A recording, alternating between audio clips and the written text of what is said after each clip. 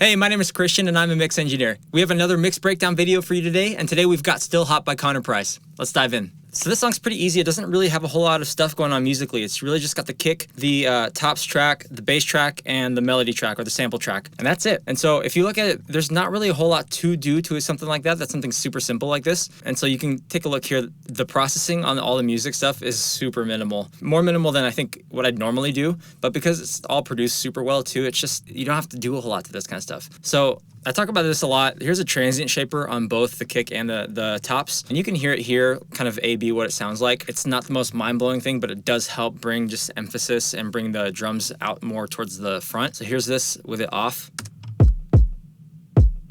And then on. And if you're listening to it on good speakers, you can just hear like the attack of the kick is more present. Same thing with the tops here.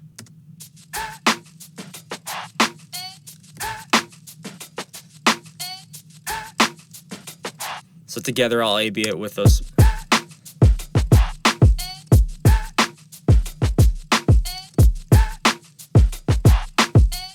And then today I don't even have anything on my drum bus. Like, it's all super straightforward. I don't even have anything on this bass. It just sounds that good.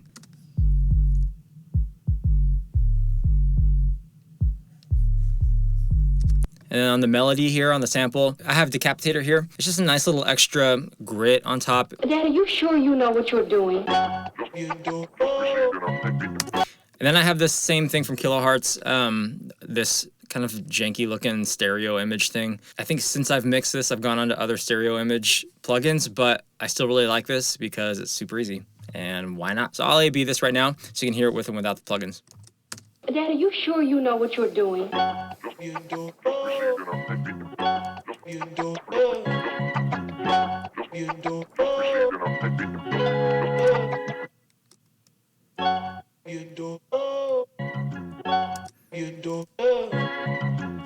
I push the Decapitator pretty hard, and it kind of distorts a little bit, but I actually kind of think it helps the like sonic, the boom bap, you know, the old school vibe. It sounds kind of tape-ish when you push it that far. And all that said, that's it. So the other thing that I do is that I bus all of my instruments and all of my vocals into two separate all music and all vocal buses. So if I want to automate volumes at certain parts or treat them differently, like compress them, it just kind of helps bring glue to the instrument bus and the vocal bus if I end up doing that. Sometimes I do, sometimes I don't, but for this particular song, I limited just the music. And so I put the Pro L2 on this, and you can see what it's doing here. Dad, are you sure you know what you're doing?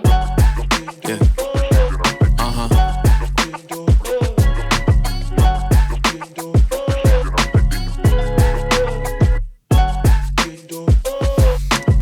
So I'm hitting it pretty hard, but I think that's the glue that this song needed, especially since there's not a whole lot of stuff going on. Just kind of brings all four of those tracks together. Now let's dive into the vocals here. I would say 90% of this whole song's processing is all in the vocals, and that's usually kind of how it is, especially with the hip-hop stuff. Since there's not a whole lot of stuff going on musically, I just want to make sure that the vocals stand out, nice and clear, super present, but still with a lot of body. And so same thing, I know I've talked about this before, but I have an EQ here, and always my thought process is I do a first round of EQ and a first round of compression just to help it feel like someone's talking to me in the room. Regardless of how I get vocals, sometimes, you know, they're like super muffled, or, you know, the transients, the dynamics are all over the place. So if I put on a light compressor, a light EQ, that just kind of helps even it out. And it helps it sound like the vocal is talking to me in the room. That gives me a super even playing field to start with. And then beyond that, I can EQ and compress to color. So let me start from the beginning. For this here, this is Connor's vocal alone. Yeah. Whoa, last time I checked, I'm still hot. Here's that kind of first room, you know, corrective EQ. Yeah. Whoa, last time I checked, I'm still hot. And then early into the VMR here, you'll see the red compressor that's on the left. That's my first compressor to where I'm kind of reducing consistently 1 dB. Sometimes if it's like screaming, it'll be 3 dB, but it's really light. Yeah. Whoa, last time I checked, I'm still hot. Kept it dope without a pill pop. So you can see it's kind of hitting 1.5, it's maybe hitting a little harder, but still kind of easing out some of those transients. And then if there's an imaginary line here, that everything before this is my corrective stuff. And then after that is where I start to bring color, where I start to make things exciting, where I'm like really smashing these compressors. So here's my second EQ where I really start to shape things. Yeah. Whoa, last time I checked, I'm still hot. And then the second compressor where things are really getting slammed. Yeah. Whoa, last time I checked, I'm still hot. Kept it dope without a pill pop. And then I like to saturate to taste. Sometimes it needs it, sometimes it doesn't, but Yeah, whoa, last time I checked, I'm still hot.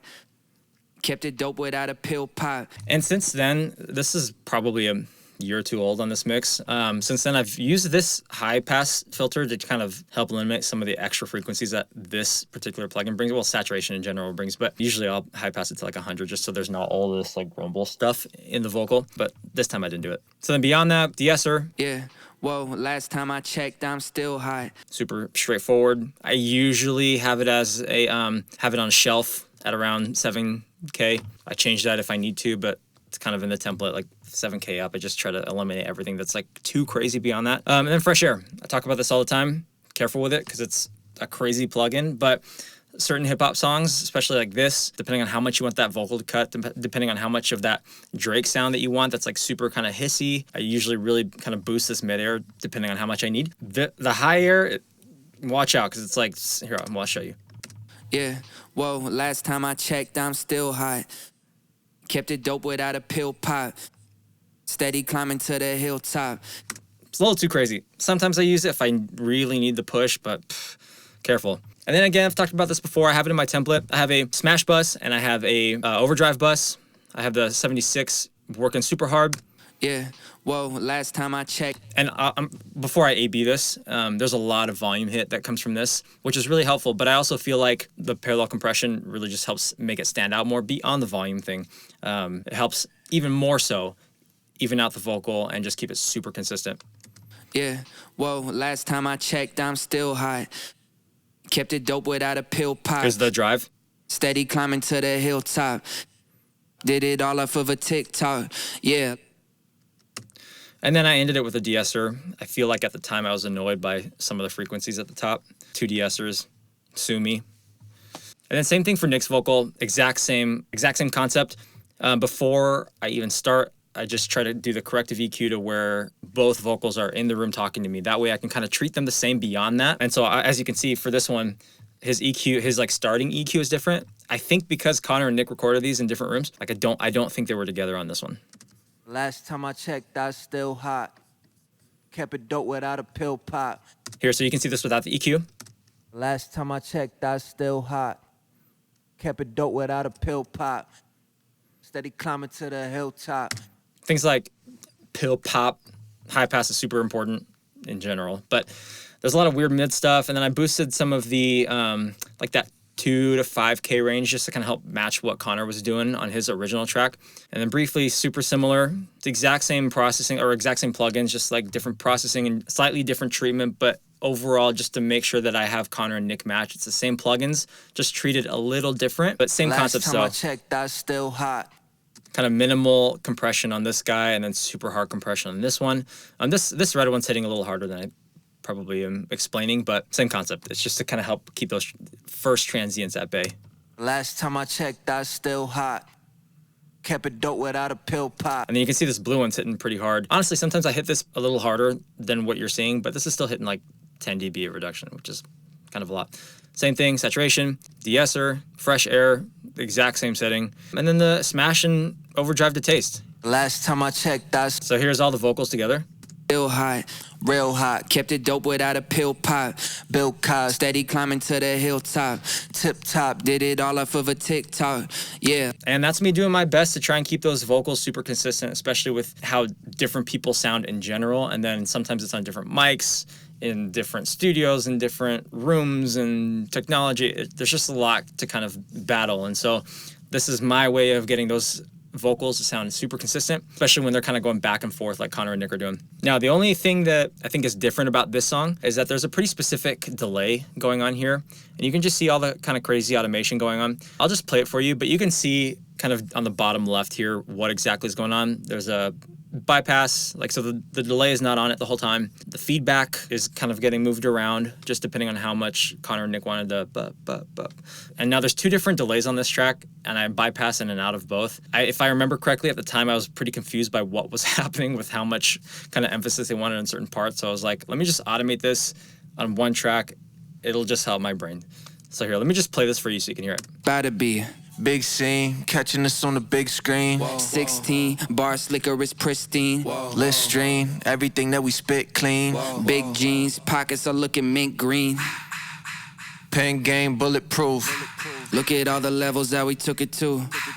Sticking out like a crooked tooth. You know what's crazy about this? I don't think I even used this repeater plugin. Like, I think I had it and turned it off. I don't know why. Sorry, this is my first time hopping back into this session. I think I just left it on there, bypassed it, and then went to a different plugin for whatever reason. But anyways, it looks like it's just this H delay. Which, by the way, if you ever have hissing going on in your mix, it's because of this stupid analog button. Same thing with the CLA 76. Like, a lot of these, especially Waves, but a lot of these plugins have the analog thing where it's like, if you stack up enough of them, it's gonna hiss your mix like crazy, man. Turn that off. Drives me nuts. Anyways, here's all that together. Oh, last time I checked, I'm still hot, real hot. Kept it dope without a pill pop. Bill Cosby, steady climbing to the hilltop. Tip top, did it all off of a TikTok. Yeah, last time I checked, I still that guy that did it on my own. Stay independent. For you to get what I'm getting, it will probably take a village. Just give me a minute, turn a snippet to it. And that's it. Thanks so much for watching. I appreciate all the love on this long form stuff. I'm gonna try and keep this as consistent as possible. But with that said, I'll see you next time.